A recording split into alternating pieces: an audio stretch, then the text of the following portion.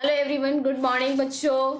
स्वागत है आप लोग का अनअकैडमी के channel just 9th and 10th पे। सबसे पहले first of all I wish to you all a happy new year to all of you बच्चे। नए साल में आप लोगों का बहुत बहुत स्वागत है। नए साल की बहुत सारी बधाइयां बच्चों आप लोगों को। ये हमारी नए साल में फर्स्ट क्लास है। आई होप सो आप लोगों का नया साल बहुत ही अच्छा गुजरे। नए साल में आप लोग के एग्जाम्स होने वाले हैं तो बहुत ही अच्छे स्कोर से आप लोग पास आउट करो हर एग्जाम। तो चलिए इसी के साथ इसी गुड नोट के साथ हम स्टार्ट करते हैं आज का सेशन बच्चे। आज हम क्या करने वाले हैं, आज हम सैम्पल पेपर्स डिस्कस करेंगे। कौन से सब्जेक्ट का? सब केमिस्ट्री का। तो अब एग्जाम्स आने वाला है तो जितना हो सके उतने हम सैम्पल्स क्वेश्चंस डिस्कस करें उतना ज़्यादा अच्छा है हमारे लिए, क्योंकि रिवीजन तो हो ही चुका है। तो आज देखेंगे कुछ सैम्पल पेपर्स हमारे साथ। तो आज का सेशन स्टार्ट करने से पहले just let me introduce what myself. My name is Priyanka Bharti. I have done my BSc in hospitality from IHM Bhopal. I have total 3 years of teaching experience. I also worked as a trainer with Marriott Group and ITC Group. आप हमारे साथ बच्चे Telegram group के साथ भी जुड़ सकते हैं अपने इस channel just 9th and 10th से। आपका ये ग्रुप जो है आपके टेलीग्राम पे भी अवेलेबल है। तो इसके लिए आपको क्या करना है, जो बच्चे अभी तक जिन्होंने टेलीग्राम इंस्टॉल नहीं किया है तो उन्हें क्या करना है, जल्दी से टेलीग्राम इंस्टॉल करनी और उसके बाद जो लिंक दिया गया है ये लिंक अपने उसमें कॉपी कीजिए। कॉपी करने के साथ ही आप वहाँ पे ज्वाइन कर लेंगे जस्ट 9th और 10th के ग्रुप के साथ टेलीग्राम पे। जिसके साथ ही ग्रुप आपको टेलीग्राम पे जुड़ने के साथ क्या हो जाएगा, आपको देखिए सारे क्लासेस के लिंक तो आपको यहाँ पे यूट्यूब पे नोटिफिकेशन के थ्रू मिल ही जाते होंगे। लेकिन अगर फिर भी अगर आपको नहीं मिल पाता, कोई क्लास मिस हो जाती है, तो इसके लिए क्या आपको टेलीग्राम पे भी हर एजुकेटर्स अपनी क्लासेस के लिंक डायरेक्ट शेयर करता है। आप वहां से भी डायरेक्ट लिंक पे क्लिक करके क्लास पे ज्वाइन कर सकते हो। और द मोस्ट इंपॉर्टेंट बात है अनअकैडमी पे। जो बच्चे अभी तक जिनके फोन में जिन्होंने अनअकैडमी इंस्टॉल नहीं किया तो क्या करना है बच्चे, आपको जल्दी से अनअकैडमी टाइप करके अनअकैडमी लर्निंग अब इंस्टॉल करना है। देन आफ्टर डेट प्रोसीजर क्या है, आपको गोल मैनेज करने के लिए पूछा जाएगा। तो जो बच्चे क्लास 9th में जो 10th में है वो अपने प्रेफरेंस के अकॉर्डिंग वो वहां पे गोल मैनेज करेंगे। देन आपके पास देखिए स्पेशल क्लासेस का एक वहां पे आता होगा आइकॉन, वहां पे तभी आप जब स्पेशल क्लासेस कैसे अटेंड कर पाएंगे, जब आपके फोन में अनअकैडमी होगा तभी आप स्पेशल क्लासेस की बेनिफिट्स उठा पाओगे। एंड द मोस्ट इंपॉर्टेंट बात करते हैं अकेडमी के सब्सक्रिप्शन प्लान के बारे में। तो इसके लिए बच्चे देखिए, जो बच्चे अभी अगर सब्सक्रिप्शन इन्होंने नहीं परचेज किया है, जो परचेज करना चाहते हैं तो आपकी प्रेफरेंस के अकॉर्डिंग हर मंथ, एक मंथ से लेकर के 48 मंथ तक के हमारे पास प्लान डिफरेंट डिफरेंट वेरिएंट में क्या है अवेलेबल हैं। तो आप अपनी प्रेफरेंस के अकॉर्डिंग आपका जो बजट बनता है आप वो प्लान सब्सक्रिप्शन खरीद सकते हैं। अगर ऐसे तो मैं सजेस्ट करूंगी कि अगर आप 12 मंथ का सब्सक्रिप्शन लेते हैं, एक साल का लेते हैं बच्चे, तो एक साल का आपको कॉस्ट 15,000 पड़ता है, जो कि आप प्रियंका यूबी कोड अप्लाई करते हो तो ये कोड अप्लाई करने के बाद आपको डायरेक्ट यहाँ पे 10% का डिस्काउंट मिल जाता है कोड अप्लाई करने पे। तो कोड अप्लाई करके 10% का डिस्काउंट करके आपको अराउंड 13,500 समथिंग कुछ पड़ेगा। जो कि आप मंथली बजट पे देखें तो आपको मंथली कितना बजट एक्सपेंस होता है आपके पॉकेट पे, सब 1250 रुपीज। जो कि आप पढ़ाई पे तो इतना एक्सपेंस कर ही सकते हैं बच्चे, क्योंकि डेली यहाँ पे आपको क्या मिल जाता है, एक इतने एक्सपेंस करने पे आपको एक प्लेटफॉर्म पे सारे सब्जेक्ट की पढ़ाई होती है। इसके लिए कहीं भी भटकना नहीं पड़ता, उस पे वो भी यहाँ अच्छे से अच्छे एडुकेटर्स मिलते हैं। आपको यहाँ पे लाइव क्लासेस चलती है। बस क्या है, जैसे आप कोचिंग इंस्टीट्यूट वगैरह में पढ़ते हैं सेम इसी तरह से आपको बस ये थोड़ा सा क्या वो क्लासरूम का रहता है माहौल। यहाँ पे आपका क्या रहेगा, आप ऑनलाइन क्लासेस अटेंड करोगे। डॉट सेशंस जो भी आपको जो भी डॉट्स होते हैं वो आपको डॉट सेशंस यहाँ पे रखे जाते हैं, डॉट्स क्लियर करेंगे लाइव क्लासेस में। क्विज होता है, बहुत सारा क्विज चलता रहता है। आपको टेस्ट, बहुत सारे टेस्ट पेपर्स भी होते हैं।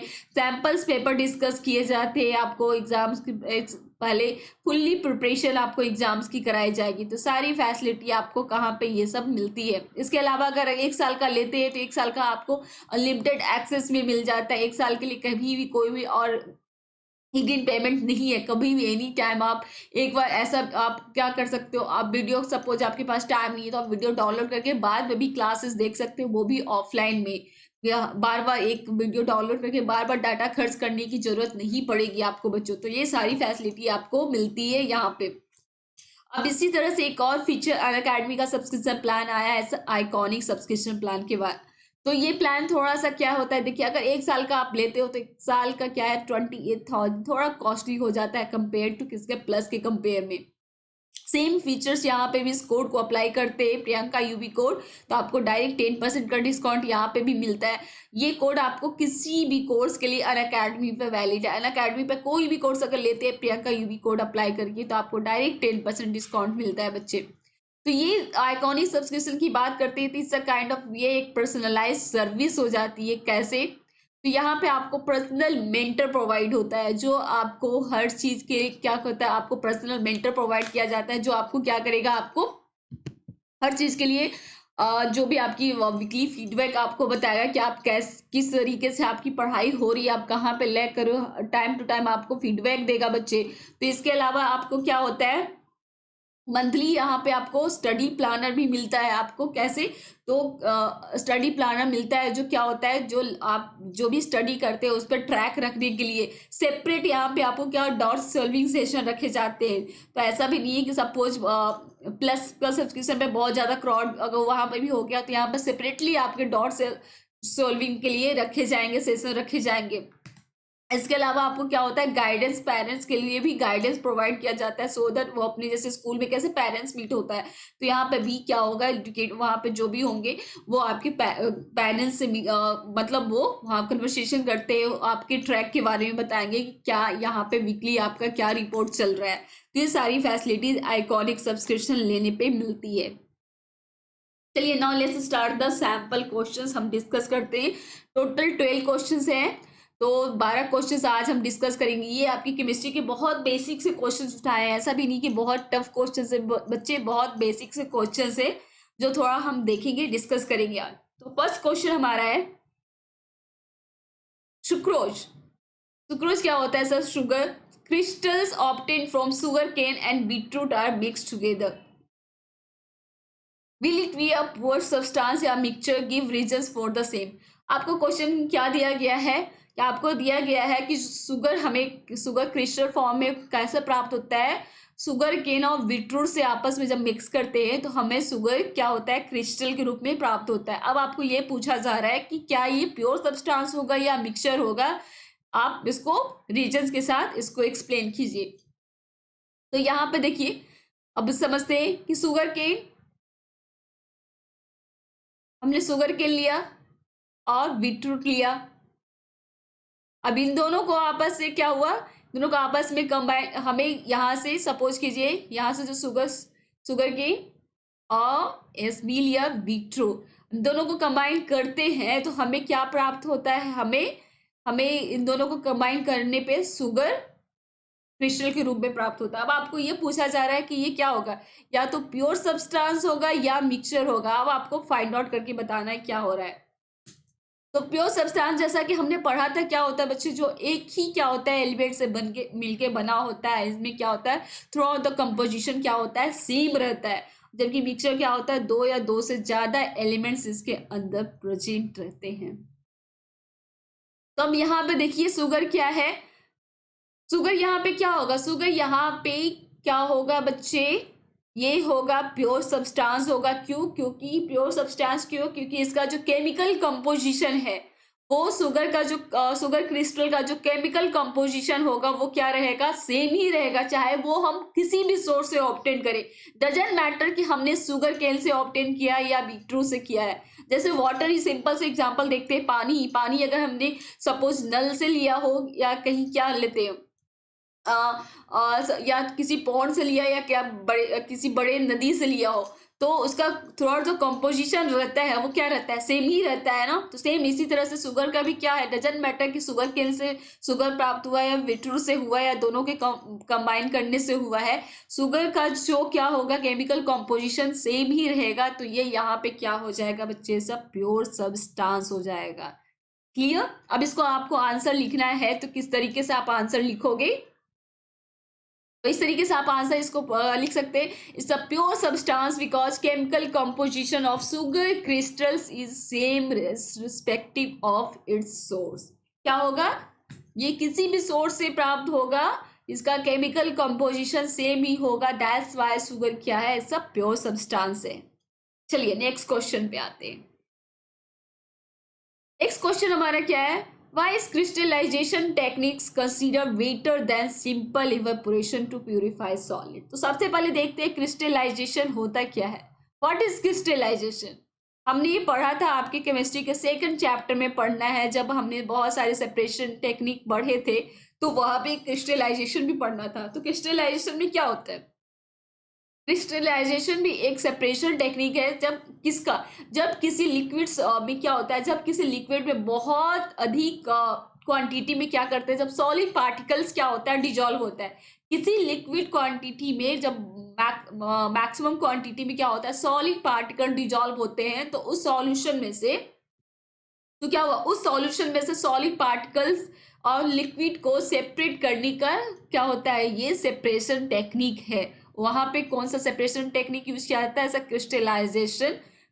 किस सॉल्यूशन से, जिस सॉल्यूशन में सॉलिड क्वांटिटी की मात्रा बहुत ज्यादा हो, तो वहां पे सॉलिड और लिक्विड को सेपरेट करने के लिए हम जो टेक्निक यूज करते हैं वो क्रिस्टलाइजेशन प्रोसेस कहलाता है। तो इस प्रोसेस में क्या होता है, इस प्रोसेस में एक्चुअली जो सॉल्यूशन होता है, जो सॉल्यूशन होता है उसको पहले क्या किया जाता है, उसको पहले बहुत हीट किया जाता है, जिसके कारण क्या होता है, सॉल्यूशन को हीट करते हैं तो वहाँ क्या होता है, वो जो लिक्विड है, सॉल्यूशन लिक्विड है, वो क्या होता है, वो उसमें जो लिक्विड होता है सॉल्यूशन में, वो लिक्विड वेपर में कन्वर्ट होने लगता है। और ऑब्वियस चीज है, जब किसी सॉल्यूशन में क्या होता है, लिक्विड क्वांटिटी होती है, तो उसको गर्म करेंगे तो लिक्विड वेपर में कन्वर्ट होने लगेगा। इसके कारण क्या होता है, सॉल्यूशन बहुत और क्या होता है, थिक होने लगता है, वो गाढ़ा होने लगता है। अब क्या करते हैं, अब उस जो थिक सॉल्यूशन होता है, उस सॉल्यूशन को क्या किया जाता है, फिर ठंडा किया जाता है। ठंडा होने से क्या होता है, ठंडा जब किया जाता है तो ठंडा होने पे जो जो क्या होता है, वो जो सॉलिड फॉर्म होता है, वो सॉलिड फॉर्म किस में कन्वर्ट हो जाता है, क्रिस्टल फॉर्म में हमें रिकवर हो जाता है। ये क्लियर हो गया, यहाँ पे लिक्विड फॉर्म क्या हुआ, वेपर में कन्वर्ट हो गया, जो सॉलिड फॉर्म क्या हो गया, वो क्रिस्टल फॉर्म में कन्वर्ट हो जाता है। हमें ये वो क्या होता है, दोनों सेपरेट सेपरेट हम कर लेते हैं। इसी तरह से इवेपोरेशन क्या है, तो इवेपोरेशन क्या होता है बच्चे, इवेपोरेशन में क्या होता है, किसी जो लिक्विड सॉल्यूशन को क्या होता है, सॉल्यूशन को क्या किया जाता है, हीट किया जाता है, जिसमें क्या होता है, लिक्विड वेपर में कन्वर्ट होता है। तो इवेपोरेशन और क्रिस्टलाइजेशन समझ गए आप। अब देखते हैं क्वेश्चन क्या पूछा जा रहा है। क्वेश्चन हमें पूछा जा रहा है कि why is crystallisation technique consider better than simple evaporation to purify solids. पूछा जा रहा है कि क्रिस्टलाइजेशन टेक्निक क्यों बेटर कंसीडर किया जाता है सिंपल इवेपोरेशन के कंपेयर में सॉलिड्स को प्यूरिफाई करने के लिए। तो इसको सिंपल आंसर किस टर्म में लिखेंगे, इसको सिंपल आंसर इस टर्म में आप लिख सकते हैं। बहुत ही सिंपल लैंग्वेज में मैंने आंसर यहाँ पे एक्सप्लेन किया है। तो crystallization is considered better than simple evaporation because, क्यों, क्योंकि सम सॉलिड डिकम्पोज या get shed on heating to dryness. यहाँ पे क्या होता है, कुछ सॉलिड क्या हो जाते हैं, डिकम्पोज हो जाते हैं, and some impurities may remain dissolved in the solution even after filtration. On evaporation these contaminate the solid. तो that's why यहाँ पे क्या होता है, क्रिस्टलाइजेशन टेक्निक क्यों बेटर है सिंपल इवेपोरेशन से, ये क्लियर हो गया। चलिए नेक्स्ट क्वेश्चन पे आते हैं। थर्ड क्वेश्चन भी आपका सेपरेशन टेक्निक से ही है। देखिए चैप्टर बहुत एग्जाम्स के पर्पज से बहुत इंपॉर्टेंट है, आपके मैक्सिमम केमिस्ट्री में क्वेश्चंस इस चैप्टर से पूछे जाते हैं। तो सेकंड चैप्टर बहुत important is matter around us pure. बच्चे आपको सेपरेशन, खासकर सेपरेशन टेक्निक से भी बहुत क्वेश्चन आता है। तो एक टॉपिक पर अच्छी कमांड आपको बहुत सारे मैक्सिमम नंबर्स गेन करवा सकती है। तो हमारा थर्ड क्वेश्चन है, define chromatography and give its one application. आपको बताना है क्रोमेटोग्राफी क्या होता है और इसका एक एग्जाम्पल कहाँ पे इसका यूज होता है क्रोमेटोग्राफी मेथड का। तो क्रोमेटोग्राफी क्या है बच्चे, एक लेबोरेटरी सेपरेशन टेक्निक है जो क्या, किस मिक्सचर को सेपरेट, मिक्सचर के कंपोनेंट्स को सेपरेट करने के लिए यूज किया जाता है। सिंपल। अब ये क्या होता है, इसमें क्या होता है, इसमें एक्चुअली मिक्सचर जो होता है, मिक्सचर के डिफरेंट डिफरेंट कंपोनेंट्स क्या होते हैं, वो डिफरेंट डिफरेंट स्पीड में ट्रेवल करते हैं। तो यहाँ पे जिससे वो क्या हो जाते हैं, जिससे वो सेपरेट हो जाते हैं। इसका यूज कहाँ पे होता है, इसका बहुत सारा यूज है। जैसे सबसे कॉमन एग्जांपल आप ले सकते हैं कि इसका सब आपने बहुत पढ़ा होगा कि ब्लड से ड्रग्स को सेपरेट करने के लिए भी क्रोमेटोग्राफी मेथड का यूज होता है, या डाई कलर से भी उसके कलर कंपोनेंट्स को सेपरेट करने के लिए क्रोमेटोग्राफी का यूज होता है। यहाँ पे क्या होता है, यहाँ पे जो कलर्स के बेसिस पे क्या होता है, कलर्स के बेसिस पे सब्सटेंस को सेपरेट किया जाता है इस मेथड से। अब इसको सिंपल टर्म्स में आपको डिफाइन करना हो, ये तो मैंने अपनी लैंग्वेज में आपको समझा दिया। अब आप इसको पर्टिकुलर कैसे लिखेंगे, डिफाइन कीजिएगा। तो देखिए आंसर क्या लिखते हैं, chromatography is a technique used for the separation of a mixture of solids brought about by distribution of dissolved material between two immiscible phases, one of which is mobile phase and the other part is a stationary phase. It is useful in forensic science, ये forensic science में बहुत useful होता है, to detect any and identify trace amounts of substance in the contents of bladder या stomach. तो ये forensic science में भी क्रोमेटोग्राफी मेथड बहुत यूज किया जाता है किसी भी चीज को डिटेक्ट करने के लिए। तो ये क्लियर हो गया। चलिए नेक्स्ट क्वेश्चन पे आते हैं। नेक्स्ट क्वेश्चन है हमारा,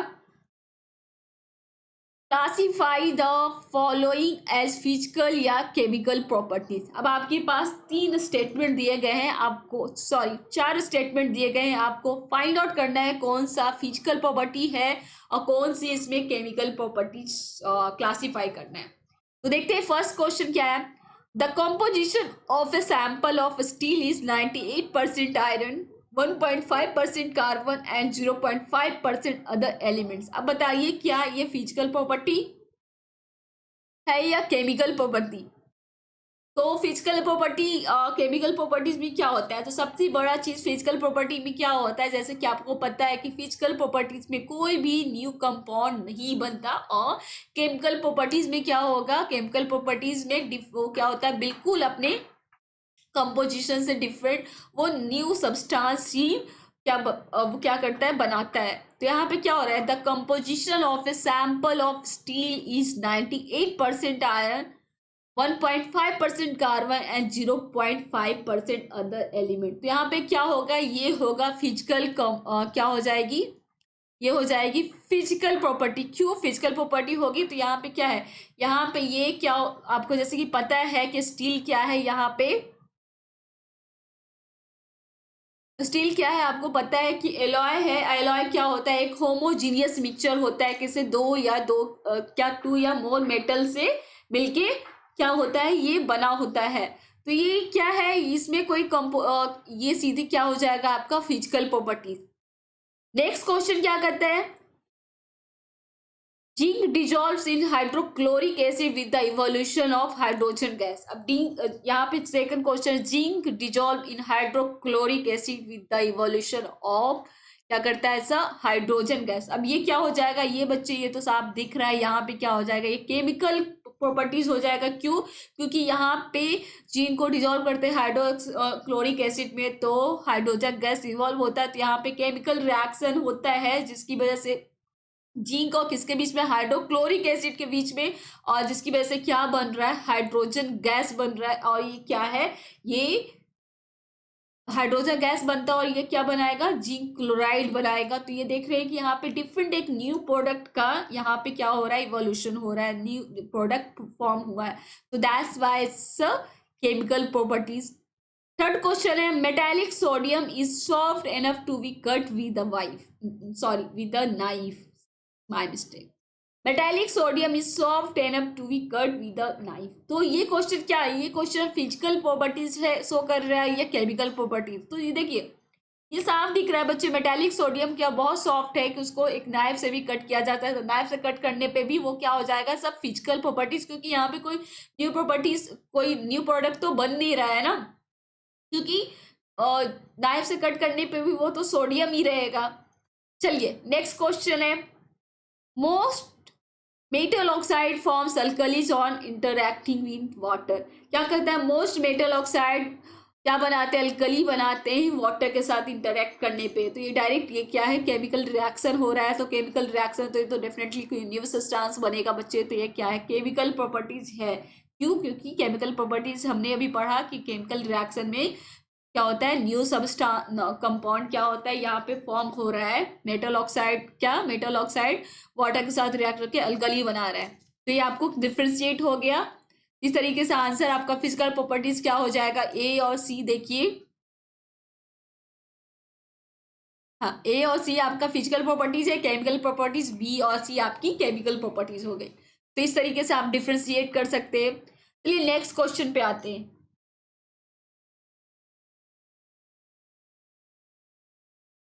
क्वेश्चन नंबर 5 हमारा क्या करता है, give one word for the following. एक वर्ड में आपको आंसर देना। इस तरह के भी क्वेश्चंस आपको पूछे जा सकते हैं। 1 मार्क्स ईच का आएगा, जैसे सपोज 2 मार्क्स का क्वेश्चन आ गया, या 1 मार्क्स का भी क्वेश्चन आ सकता है, हाफ हाफ मार्क्स दोनों को मिलेंगे। A group of atoms carrying a charge क्या कहलाता है, a group of atoms carrying a charge क्या कहलाता है, तो ये क्या कहलाते हैं, एटम जिस पे चार्ज होता है कॉल्ड आयन बच्चे। And positive charge ion, positive charge ion जिन पे पॉजिटिव चार्ज होता है वो क्या कहलाते हैं, वो कटायन कहलाते हैं। और जिन पे निगेटिव चार्ज होता है वो क्या कहलाते हैं, एनायन। सिंपल आंसर था, कुछ नहीं है इस क्वेश्चंस में, बहुत इजी आंसर्स आप लोग भी दे सकते हैं। चलिए नेक्स्ट क्वेश्चन आते हैं। क्वेश्चन नंबर 6 क्या कहता है हमारा, give an example to show law of conservation of mass applies to physical change also. अब आपको क्वेश्चन क्या पूछा जा रहा है, एक एग्जाम्पल देना है।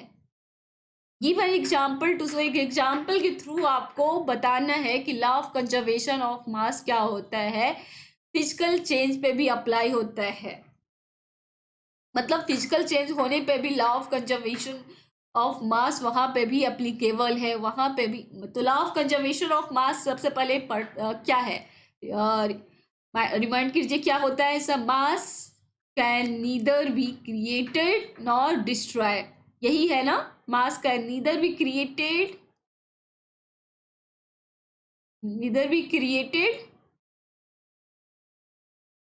Nor destroyed. मास ना तो क्रिएट किया जा सकता है और ना ही डिस्ट्रॉय किया जा सकता है, यही पढ़ा था हमने। तो फिजिकल चेंज में भी क्या ये एप्लीकेबल है, तो हाँ ये फिजिकल चेंज में भी एप्लीकेबल है। फिजिकल चेंज में भी क्या होता है, फिजिकल चेंज में भी सब्सटेंस क्या होता है, एक फॉर्म से दूसरे फॉर्म में अगर सपोज चेंज होता भी है तो वहां पे जो टोटल मास रहता है, जो टोटल मास रहेगा सब्सटेंस का वो कांस्टेंट ही रहेगा। टोटल मास क्या रहेगा, वो कांस्टेंट ही रहेगा, वो चेंज नहीं होगा। तो इसको एग्जांपल के थ्रू समझना है, तो जैसे सिंपल आप देख सकते हो इसको किस तरीके से लिखेंगे। तो इसको इस तरह से एक्सप्लेन करने का है, तो कैसे कीजिएगा, law of conservation of mass states that the mass can neither be created nor destroyed in a chemical reaction. ये तो अभी बताया हमने। However this law applies to physical change also, ये तो सिर्फ ऐसा नहीं है कि केमिकल रिएक्शन में ही, केमिकल चेंज में ही ये एप्लीकेबल, ये लॉ क्या होता है आपको फिजिकल चेंज में भी एप्लीकेबल है। एज ए एग्जाम्पल देख लिए, when ice melt into water, जब आइस को मेल्ट किया जाता है वाटर में तो वहां पे क्या होता है, the mass of ice equal to the mass of water. तो जो आइस का मास रहता है वही सेम इक्वल किसके रहेगा, वो वाटर के इक्वल होगा। That is the mass is conserve, मतलब क्या हुआ यहाँ पे, मास क्या हुआ, रिमेन्स कांस्टेंट रहा, मास सेम ही रहा। This verify the law of conservation of मास। तो ये फिजिकल चेंज के थ्रू भी आपने एक एग्जांपल के थ्रू इस तरह से आपने शो एक्सप्लेन कर दिया कि लॉ ऑफ कंजर्वेशन ऑफ मास सिर्फ केमिकल चेंज में ही नहीं, फिजिकल चेंज पे भी एप्लीकेबल है। तो क्लियर। चलिए नेक्स्ट क्वेश्चन पे आते हैं। नेक्स्ट क्वेश्चन हमारा कहता है, अ सैंपल ऑफ अमोनिया जिसका वेट है 3 ग्राम, what mass of sulfur trioxide contains the same number of molecules as are in 3 gram ammonia. ये अब आपका आ गया मोल कॉन्सेप्ट का क्वेश्चन। मुझे पता है कि थोड़ा मोल कॉन्सेप्ट क्वेश्चन थोड़े से ट्रिकी होते हैं, बट क्या करें बच्चे, एग्जाम्स में तो हमें पढ़ना ही है। तो सैंपल एक लिया गया है अमोनिया का जिसका वेट क्या है, 3 ग्राम है। अब आपको पूछा जा रहा है कि what mass of sulphur trioxide contains the same number of molecules as are in 3 gram ammonia. तो इसको कैसे सॉल्व करेंगे, तो सबसे पहले नंबर ऑफ मोल्स निकाल लेते हैं अमोनिया का। तो चलिए इसको सॉल्व करते हैं, हालांकि मैं आप लोगों के लिए सॉल्व करके लिए आई हूँ तो ज़्यादा टाइम नहीं लगेगा। चलिए इसी से एक्सप्लेन कर देते हैं। तो इसको कैसे आंसर करिएगा बच्चे? तो सबसे पहले नंबर ऑफ मोल्स निकालते हैं, number of moles of ammonia in 3 gram में आपको निकालना है। तो कैसे निकालते हैं, क्या फार्मूला होता है? तो फार्मूला सिंपल सा होता है ना बच्चे। सबसे पहले क्या होता है, जो सब्सटेंस का वेट है, weight of substance upon molar mass लिया। तो सब्सटेंस का मास कितना हो गया 3 ग्राम, 3 अपॉन अमोनिया का कितना हुआ मोलार मास 70, 3 अपॉन 17 मोल हो गया, इक्वल टू कितना आया, इक्वल टू 0.1764 मोल। अब आपको मॉलिक्यूलर मास ऑफ क्या है, सल्फर ट्राइऑक्साइड का कितना होता है? तो सल्फर ट्राइऑक्साइड का मॉलिक्यूलर मास हमने निकाला 1 इंटू सल्फर का कितना हुआ 32 प्लस 3 इंटू ऑक्सीजन का कितना हुआ 16 इक्वल टू 80। अब देखिए क्या पूछा जा रहा है, what mass of sulphur trioxide contains the same number of molecules as are in 3 gram of ammonia. तो 1 मोल ऑफ सल्फर ट्राइऑक्साइड का वेट कितना है 80 ग्राम, कितना हुआ 80 ग्राम है। तो इसलिए कितना निकाला 0.1764 मोल्स का वेट कितना हो जाएगा 18 इंटू 0.17 करेंगे equal to 14.11 gram. Sir clear, बहुत इजी था बच्चे, इसमें कुछ भी नहीं था, बस आपको क्वेश्चन पढ़ना था। फॉर्मूला भी बहुत सिंपल लगाना था, सिर्फ मोलार मास निकाला, मॉलिक से आपने निकाल लिया वैल्यू। चलिए नेक्स्ट क्वेश्चन पे आते हैं। नेक्स्ट क्वेश्चन हमसे पूछा जा रहा है, calculate the number of particles in each of the following. अब आपको क्या पूछा जा रहा है, calculate the number of particles in each of the following. कैसे कीजिएगा, आपके पास 3 क्वेश्चन है, 46 gram of sodium atom, 8 gram of O2 molecules and sorry third question 0.1 moles of carbon atom. अब आपको सब में नंबर ऑफ पार्टिकल्स पूछा जा रहा है, सबका नंबर ऑफ पार्टिकल्स निकालना है। तो चलिए स्टार्ट करते हैं। फर्स्ट क्वेश्चन से 46 ग्राम ऑफ सोडियम एटम, तो कैसे निकालेंगे? तो सबसे पहले आपको यहाँ पे सोडियम का मोलार मास पता होना चाहिए। तो मोलार मास पता होना चाहिए। चलिए इसका भी इस तरीके से सॉल्व कीजिएगा बच्चे, देखिए बहुत ईजी क्वेश्चन है। तो number of moles of sodium क्या हो जाएगा, तो number of moles of sodium जो वेट है सबस्टांस का 46 अपॉन मोलार मास हो जाएगा इक्वल टू 2 मोल्स। अब हम जानते हैं यहाँ पे कि 1 मोल ऑफ सोडियम में कितना हो गया कंटेन्स 6.022 इंटू 10 की पावर 23 एटम्स, इसलिए 2 मोल्स ऑफ सोडियम कंटेन कितना हो जाएगा, इजी है, 2 इंटू 6.02 इंटू 10 की power 23 atoms equal to 1.204 into 10 की पावर 24। सेम इसी तरह से हम क्या करेंगे, क्वेश्चन बी में निकालेंगे। हमारा बी क्वेश्चन क्या कहता है, 8 ग्राम ऑफ O2 मॉलिक्यूल्स। तो यहाँ पे आपको पता है कि 1 mole of oxygen equal to क्या हो गया, ऐसा 32 ग्राम। वहां पे 1 mole of oxygen equal to कितना हो गया 32 ग्राम। अब आपको पता है कि 32 ग्राम ऑफ O2 कंटेन्स कितना मॉलिक्यूल्स कंटेन करता है 6.022 इंटू 10 की पावर 23 एवोगैड्रो नंबर, याद है ना। इसलिए आपको 8 ग्राम में निकालना है, तो 8 ग्राम में क्या हो जाएगा 6.02 इंटू 10 की पावर 23 अपॉन 32 इंटू 8 मॉलिक्यूल्स। तो आंसर इज 1.51 इंटू 10 की पावर 23 मॉलिक्यूल्स। इसी तरह से क्वेश्चन थर्ड में सॉल्व करना है, 0.1 मोल्स में ऑफ कार्बन एटम में आपको number of particles find out करने हैं। तो कैसे कीजिएगा, 1 मोल ऑफ कार्बन एटम्स, आपको पता है कि 1 mole of carbon atoms contains कितना 6.02 इंटू 10 की पावर 23 पार्टिकल्स या एटम्स या मॉलिक्यूल्स। इसलिए इतना मोल आपके पास मोल दिया हुआ है, 0.1 मोल ऑफ कार्बन एटम्स में क्या हो जाएगा 6.022 इंटू 10 की पावर 23 इंटू 10 की 0.1 एटम्स इक्वल टू इतना 6.022 इंटू 10 की पावर 22 एटम। तो बहुत सिंपल क्वेश्चन था। इस तरह से आपके number of particles find out करने के लिए कह सकते हैं, तो आप कैसे फिगर आउट कर सकते हो क्वेश्चंस के बच्चे। इस तरह के क्वेश्चंस आपको हालांकि मोस्टली आपको एग्जाम से पूछा जाता है। आपको जो क्वेश्चंस दिए हैं मैंने आपको, ये मोस्ट ऑफ द बच्चे ये रिपीटेड सैम्पल्स क्वेश्चन ही, सैम्पल पेपर्स की ये क्वेश्चंस आपको एग्जाम्स में पूछे गए हैं। ऐसा नहीं है करेंट ईयर्स कुछ लास्ट ईयर, मतलब कि आपको जो भी क्वेश्चन बैंक के क्वेश्चंस लिए हैं मैंने। अब नेक्स्ट क्वेश्चन आपका है क्वेश्चन नंबर 9 क्या पूछता है, arrange the following in order of decreasing masses. ये तो ऐसे क्वेश्चंस बहुत बार एग्जाम में पूछा गया, हालांकि मैंने आपको मोल कॉन्सेप्ट पे बहुत सारे ऐसे सॉल्विंग आपको एक्सरसाइज प्रैक्टिस भी करवाया, बहुत सारे क्वेश्चंस करवाए हैं इस तरह के। तो आपको अरेंज करना है इनके कैसे, डिक्रीजिंग मासेस के ऑर्डर में आपको अरेंज करना है। आपके पास दिया हुआ है 5, यहाँ पे दिए गए हैं 5 questions. 1023 molecules of CO2 gas, 0.1 gram atom of silver, 1 gram of carbon, 0.1 mole of H2SO4, 10 की पावर 23 atoms of calcium। अब आपको सबको क्या करना है, आपको सबको क्या करना है, सबसे पहले आपको इन सबको डिक्रीजिंग मासेस के ऑर्डर में करना है। तो कैसे कीजिएगा, तो सबको अरेंज कैसे कीजिएगा, सबसे पहले देखिए हम सबको सेपरेट उनका मास निकाल लेंगे। तो फर्स्ट क्वेश्चन में आपको क्या दिया हुआ है,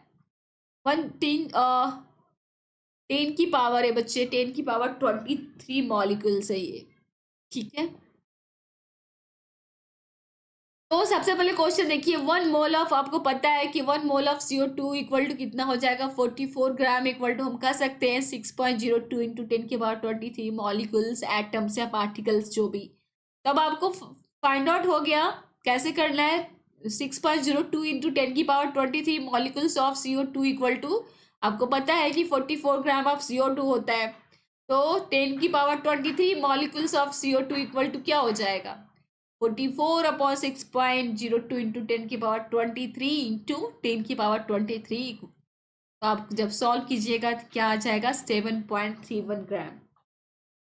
इसी तरह से हर किसी को कन्वर्ट कर दिया है। सेकंड क्वेश्चन में 0.1 ग्राम एटम ऑफ सिल्वर है। 1 ग्राम एटम ऑफ सिल्वर का क्या होता है केमिकल नेम, Ag। तो Ag equal to gram, atomic mass of Ag equal to कितना हो जाएगा, इसका होता है 108 ग्राम। अब आपको यहाँ पे पता है कि 1 ग्राम इक्वल टू क्या हो गया, 108 ग्राम। तो इसलिए 1 gram atom of Ag equal to कितना हो जाएगा मास में, 10.8 ग्राम। थर्ड क्वेश्चन आपको दिया हुआ है 1 ग्राम ऑफ कार्बन ही है, तो चलिए ये तो आपको मास दिया हुआ है। फोर्थ में 1 मोल ऑफ H2SO4 है, तो इसको कन्वर्ट करना है मास में। तो 1 mole of H2SO4 equal to gram molecular mass हो जाएगा। इसका मॉलिक्यूलर मास कितना हो गया, 98 निकाल लिया हमने। अब इसलिए आपको पता है कि 1 mole of H2SO4 equal to क्या करेंगे, 0.1 इंटू 98 इक्वल टू कितना हो गया, 9.8 ग्राम। अब फिफ्थ क्वेश्चन में आपके पास है 10 की पावर 23 एटम्स ऑफ कैल्शियम। यहाँ पे क्या है, एटम्स ऑफ कैल्शियम। तो आपको पता है कि 1 mole of calcium equal to क्या हो जाएगा sir, 40 gram equal to 6.022 into 10 की पावर 23 एटम्स ऑफ कैल्शियम। इसलिए 6.02 इंटू 10 की पावर 23 एटम्स ऑफ कैल्शियम है मास, कितना हो जाएगा, 40 ग्राम। तो 10 की पावर 23 एटम्स ऑफ कैल्शियम है मास, कितना हो जाएगा, 40/6.02 इंटू 10 की पावर 23 इंटू 10 की पावर 23 से मल्टीप्लाई करेंगे तो आपके पास आ जाएगा वैल्यू 6.64। तो आप सबसे ज्यादा किसका, तो डिक्रीजिंग मास के ऑर्डर में उसको अरेंज करना है। तो सबसे ज्यादा मास किसका आ रहा है, सबसे ज्यादा मास देखिए यहाँ पे आपके पास है 7.31, कितना आया, 10.8 ग्राम, 1 ग्राम, 9.8 ग्राम एंड 6.64। तो सबसे ज्यादा किसका है, 10.8 ग्राम, तो किसका था, सिल्वर का। तो 0.1 ग्राम एटम ऑफ सिल्वर लिखा, ग्रेटर देन किससे, देन 9.8 किसका आया था, 0.1 मोल of H2SO4, 0.1 mole of H2O4, ये इससे फिर किसका कम था, 7.31, 10 की power 23 molecules of CO2, then 9.8, then 6.64, 6.64 किसका था, 10 की power 23 atoms of calcium, then 1 gram of carbon. तो ये डिक्रीजिंग ऑर्डर में हमने अरेंज कर दिया, ऐसा सिंपल। चलिए नेक्स्ट क्वेश्चन पे आते हैं। नेक्स्ट क्वेश्चन आपका कहता है an element Z forms the following compound when it reacts with hydrogen, chlorine, oxygen and phosphorus। Hydrogen के साथ रिएक्ट करके जेड3 बनाता है, क्लोरीन के साथ जेड Cl3, ऑक्सीजन के साथ H2O3 एंड फास्फोरस के साथ Zp। तो आपको वैलेंसी फाइंड आउट करनी है जेड एलिमेंट की, और आपको ये भी फिगर आउट करना है कि ये क्या होगा, ये मेटल होगा या नॉन मेटल होगा। Find out what is Z Z metal है या नॉन मेटल है। तो कैसे करेंगे, तो सिंपल सा बच्चे, ये तो इस तरीके से भी आप कर सकते हो। जैसे सपोज कीजिए कि जेड, अगर हम केमिकल फॉर्मूला कैसे लिखते हैं, ZH3 अगर सपोज जेड के साथ रिएक्ट करके बना रहा है तो उसकी वैलेंसी क्रिस क्रॉस होती है ना, वो जिसकी वैलेंसी जो भी होगी तभी वो क्रिस क्रॉस होके इसके पास जाती है। ZCl3, ये कॉमन सेंस से भी सोच सकते हैं कि वैलेंसी जो भी क्रिस क्रॉस होके इसके पास गई है। इसी केस में, हर केस में आप देख सकते हो तो इसकी जो valency, what is the valency of element Z, तो इसकी वैलेंसी क्या हो जाएगी, इसकी वैलेंसी होगी जेड की 3। तो इस तरीके से आपको कैसे लिखेंगे, तो वैलेंसी ऑफ जेड इज क्या हो जाएगा 3, an element Z in metal या नॉन मेटल। तो यहाँ पे जेड क्या है, मेटल है। क्यों, क्योंकि ये इलेक्ट्रोपॉजिटिव है और ये नॉन मेटल्स के साथ ही क्या कर रहा है, रिएक्ट कर रहा है। एस वाई क्या है, ये मेटल है। तो ये क्लियर हो गया। बहुत सिंपल सा क्वेश्चन था। आपको एक या हार्डली दो मार्क्स के सारे क्वेश्चंस पूछे जा सकते हैं बच्चे, या एक्चुअली पूछे भी गए हैं एग्जाम्स में, आपके क्वेश्चंस आ चुके। तो अब तो एग्जाम्स भाई काउंटडाउन टाइमर तो स्टार्ट हो चुका है बच्चे, जैन आ चुका है, जनवरी मंथ, जनवरी फरवरी 2 मंथ बच्चे आपके पास। प्रिपरेशन बहुत ही फास्ट करनी होगी, अब टाइम नहीं है रुकने का, हमें पढ़ते जाना है, पढ़ते जाना है, तभी तो पढ़ने का अच्छा रिजल्ट आएगा हमारा। तो चलिए नेक्स्ट क्वेश्चन पे आते हैं, और जरूर आएगा बच्चे, आप लोग इतनी मेहनत करते हो, सबके सब अच्छे मार्क्स से जरूर पास करोगे। विशेष भी आप लोग के साथ है, नया साल बहुत अच्छा जाएगा। तो चलिए हमारा नेक्स्ट क्वेश्चन क्या करता है। हमारा नेक्स्ट क्वेश्चन है an atom M of an element reacts with oxygen to form M2O3, calculate the valency of the element M. अब एक एटम है एम, जो एक एलिमेंट का एटम एम है जो रिएक्ट करता है ऑक्सीजन के साथ, तो क्या बनाता है, M2O3 बनाता है। Calculate the valency of element M. यहाँ पे एम एलिमेंट की वैलेंसी फिगर आउट करनी है। तो ये भी सिंपल था, सेम उसी तरीके से आपको जैसे पिछला क्वेश्चन का बताया, तो केमिकल फार्मूला में जब वैलेंसी क्रिस क्रॉस होती है तो उससे भी सिंपल तरीके से आपको यहाँ पे पता चल जाएगा। लेकिन अगर सपोज एक्सप्लेन करना हो तो किस तरीके से भी एक्सप्लेन कर सकते हैं, तो इस तरीके से भी आप एक्सप्लेन आपको। तो 2 atoms of elements M combined with 3 atoms of oxygen. यहाँ पे साफ आपको दिख रहा है कि 2 एलिमेंट्स क्या होता है, एम का कंबाइन कर रहा है किसके साथ, 3 एटम्स ऑफ ऑक्सीजन के साथ। तो number of oxygen atom combining with 1 atom of element M equal to क्या हो जाएगा, 3/2। तो valency of element M equal to क्या हो जाएगा, 3/2 इंटू 2 इक्वल टू 3। नहीं तो सिंपल आप 3, आपको ये तो फिगर आउट हो जाता है क्या कितना होगा, 3 भी लिख सकते थे। चलिए नेक्स्ट क्वेश्चन और लास्ट क्वेश्चन आज के सैंपल पेपर का, ये लास्ट क्वेश्चन है बच्चे। क्या क्वेश्चन करता है, wheel chlorine 35 and chlorine 37 different valencies, justify your answer. कैसे आंसर जस्टिफाई कीजिएगा। क्लोरीन 35 और क्लोरीन 37 दिए गए हैं, इनकी क्या डिफरेंट वैलेंसी होगी, आपने आंसर बताइए। तो वैलेंसी जैसे कि आपको पता है कि वैलेंसी क्या होता है, वैलेंसी एटम्स जो ऑर्बिट में जो इलेक्ट्रॉन होते हैं वो वैलेंस। तो क्लोरीन 35 एंड क्लोरीन 37 क्या है, ये दोनों आइसोटोप्स है। आपको पता है आइसोटोप्स है। और आइसोटोप्स क्या होता है, ये सेम एलिमेंट किसके, क्लोरीन के आइसोटोप्स है। आइसोटोप्स क्या होता है, जिनके नंबर ऑफ, यहाँ पे क्या होता है इनका नंबर ऑफ इलेक्ट्रॉन्स यहाँ पे क्या होते हैं इनके, नंबर ऑफ इलेक्ट्रॉन्स सेम होते हैं, इनका नंबर ऑफ न्यूट्रॉन्स डिफरेंट होता है, इनमें नंबर ऑफ न्यूट्रॉन्स डिफरेंट होता है, यही आइसोटोप होता है ना बच्चा।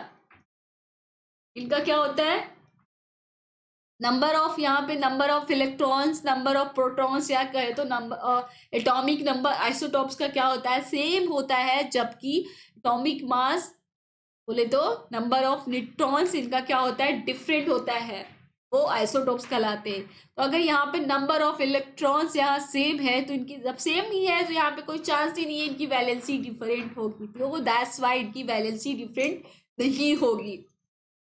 क्लियर, इनकी वैलेंसी सेम होगी।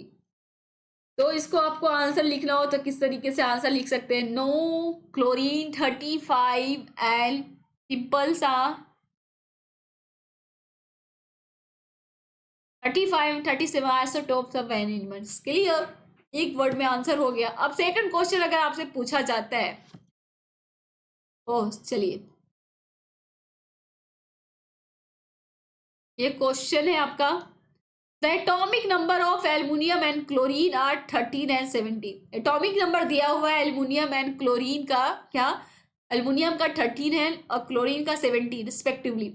What will be the number of electrons in aluminium 3 plus and chlorine minus. तो number of electrons find out करने के लिए पूछा जा रहा है, aluminium 3 plus and aluminium chlorine minus में, तो क्या होगा। तो देखिए सबसे पहले आपको तो पता है कि क्वेश्चन में आपको क्या पता है, जो चार्ज होता है, चार्ज किसी भी आयन का चार्ज क्या डिस्क्राइब करता है, किसी भी आयन का चार्ज आपको अगर प्लस चार्ज होता है, प्लस या माइनस हो, तो क्या डिस्क्राइब करता है कि उसमें जो क्या होता है, उसमें या तो सब्ट्रैक्ट किया गया, या तो कुछ ऐड हुआ है, या उसमें से कुछ माइनस हुआ है, उसके एटम में से कुछ या तो कुछ क्या हुआ है, एटॉमिक नंबर में से क्या हुआ है, कुछ या तो ऐड हुआ है या कुछ उसने क्या किया है, उसने लूज किया है।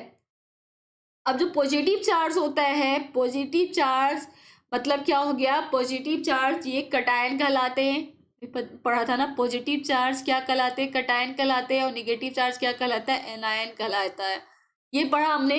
तो जो पॉजिटिव चार्ज किसी पे है तो इसका मतलब वो क्या इंडिकेट करता है, वो ये बताता है, पॉजिटिव चार्ज क्या बताता है, ये क्या है, कटायन है, और उस पर क्या है, पॉजिटिव चार्ज है, इसका मतलब क्या हुआ, उसने कुछ अपना इलेक्ट्रॉन किसी को क्या किया, उसने किसी को दिया है, उसने लूज किया है, दैट्स वाई उस पर पॉजिटिव चार्ज आया। और माइनस जिसपे निगेटिव चार्ज है, एनायन मतलब क्या हुआ, उसने क्या हुआ, उस पर निगेटिव चार्ज है, निगेटिव चार्ज आयन है, और वो क्या करेगा, उसमें नंबर ऑफ प्रोटॉन्स क्या हो जाएंगे, उसमें नंबर ऑफ प्रोटॉन्स उसने सॉरी नंबर ऑफ उसने अपने इलेक्ट्रॉन्स क्या किए हैं, उसी से गेन किया है, दैट्स वाई उस पर निगेटिव चार्ज आया। ये जो क्लियर आपको समझ में आ गया कि एनायन ऑफ क्या होते हैं, कटायन क्या होते हैं। तो आप देखिए सपोज आपको एल्युमिनियम का पूछा जा रहा है, तो एल्युमिनियम का एटॉमिक नंबर क्या है, 13 है, तो एटॉमिक नंबर इक्वल टू क्या होता है, number of protons, number of protons equal to number of electrons, तो इसमें नंबर ऑफ इलेक्ट्रॉन्स कितने हुए, 13 हुए। अब 13 हुए तो number of electrons in aluminium 3 plus पूछा जा रहा है, इसका मतलब कि इसने क्या किया, इसने अपने 3 इलेक्ट्रॉन किसी को दिए, तो 13 माइनस 3 तो कितना हो गया, 10, नंबर ऑफ इलेक्ट्रॉन्स यहाँ पे कितना हो गया, 10। इसी तरीके से एटॉमिक नंबर ऑफ क्लोरीन का, तो atomic number of chlorine equal to number of electrons equal to number of protons 17। अब यहाँ पे क्लोरीन माइनस में पूछा जा रहा है नंबर ऑफ इलेक्ट्रॉन, तो 1 माइनस यहाँ पे 9 है, तो 70 मतलब एक इलेक्ट्रॉन इसने किसी को क्या किया होगा, किसी से लिया, मतलब क्या किया, गेन किया ना, दैट्स वाई इस पे एनायन निगेटिव चार्ज आया, तो 70 प्लस 1 इक्वल टू क्या हो गया, 18। क्लियर हो गया, नंबर ऑफ इलेक्ट्रॉन्स यहाँ पे कितने हो गए, 18। तो चलिए इतने क्वेश्चंस आज के लिए, बस इतने ही क्वेश्चंस थे बच्चे, 12 क्वेश्चन थे टोटल। आई होप सो आप लोगों को क्वेश्चंस बहुत अच्छे लगे, आप लोग प्रैक्टिस कीजिएगा, ऐसे ही और भी बहुत सारे क्वेश्चंस आप लोगों को लेके आऊंगी। अब इस महीने तो बहुत सारे सैम्पल्स क्वेश्चंस लेके आऊंगी। क्या होता है ना, देखिए थ्योरी हम लोग पढ़ते हैं, थ्योरी पढ़ते हैं, लेकिन क्या होता है ना कि क्वेश्चंस के माया जाल में हम फंस जाते हैं। क्वेश्चन हमें थ्योरी आती है, लेकिन कभी कभी क्वेश्चंस को ऐसे ही एग्जामिनर क्या होता है ना, ऐसे घुमा फिरा के क्वेश्चंस पूछ सेंटेंस में पूछ देता है कि हम कंफ्यूज कर जाते हैं। तो डिफरेंट डिफरेंट तरह के क्वेश्चंस लेके आओगी, सो दैट आप लोगों को क्या होगा, प्रैक्टिस करते रहोगे एग्जाम के टाइम में। ऐसे शौक नहीं कि हाँ इस तरह के क्वेश्चंस का कैसे आंसर करें। यही तो सैम्पल पेपर्स, इसलिए तो सैम्पल पेपर्स दिए जाते हैं कि पहले एक एग्जाम की फुल्ली प्रिपरेशन हो जाए। तो ठीक है बच्चे, आज की सैम्पल पेपर्स यहीं पे कंप्लीट होता है।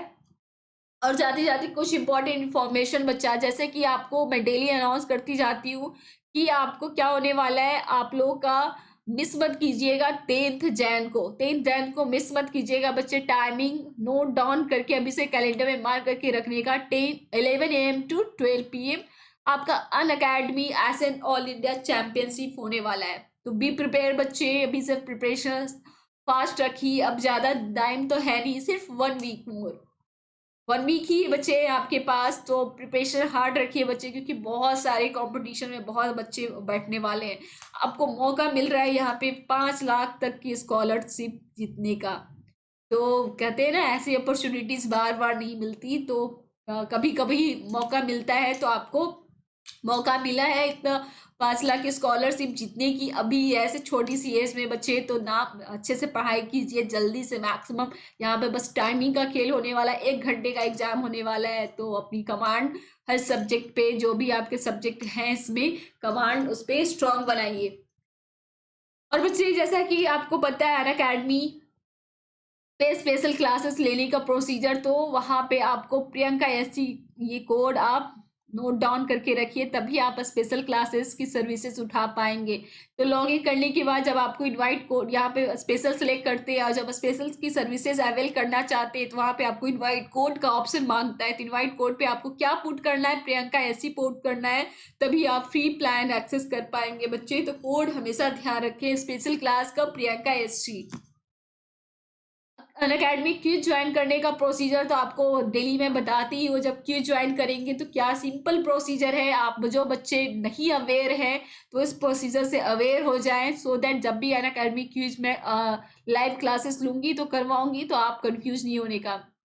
तो डाउनलोड तो जिन फोन में नहीं है, जल्दी से इसके लिए मैंडेटरी डाउनलोड कर लीजिए। लॉग इन करते हैं, गोल मैनेज कीजिए। गोल में आपको सेट करना, क्लास 9 सेट करना होता है। जरूरी नहीं क्लास 9, जो भी बच्चे 9th के हैं 9th सेट करेंगे, 10th के या अदर प्रिपरेशन कर रहे हैं वो अदर चीज सेलेक्ट करेंगे। देन मेन्यू बटन पे टॉप लेफ्ट कॉर्नर में जाइएगा, वहां पे प्लस का आइकॉन आता है, प्लस आइकॉन सिलेक्ट करते हैं तो आपको क्या करते हैं, बॉटम अपने फोन के स्क्रीन के बॉटम में आपको लेवल टेस्ट का एक आइकॉन दिखता है। लेवल टेक्स्ट सिलेक्ट करते हैं, देन आपको ज्वाइन क्विज या एंटर द कोड मांगेगा। तो जब भी एजुकेटर होस्ट, जो भी एजुकेटर होगा, सपोज मैं करवा रही हूँ, मैं जब कोड आपको दूंगी तो वो कोड पुट करेंगे, देन आप क्विज ज्वाइन कर सकते हैं। तो ये अन अकेडमी क्विज का प्रोसीजर है। तो इसी के साथ बच्चे आज की क्लास हमारी ओवर होती है। आई होप सो आप लोगों को सैम्पल क्वेश्चंस अच्छे लगे होंगे। घर पे बैठ के प्रैक्टिस कीजिए, मैं भी क्वेश्चंस देती रहूंगी, आप इससे प्रैक्टिस आपका बनता रहेगा। तो आज की क्लास इसी के साथ ओवर होती है बच्चे। अगर सेशन अच्छा लगा हो तो डोंट क्या करना है आपको तो बताने की जरूरत नहीं है, वीडियो लाइक करना है और मैक्सिमम दोस्तों के साथ शेयर करना बच्चे। तो मिलते हैं हम नेक्स्ट क्लास में, तब तक के लिए बाय बच्चों, टेक केयर, ध्यान रखिएगा।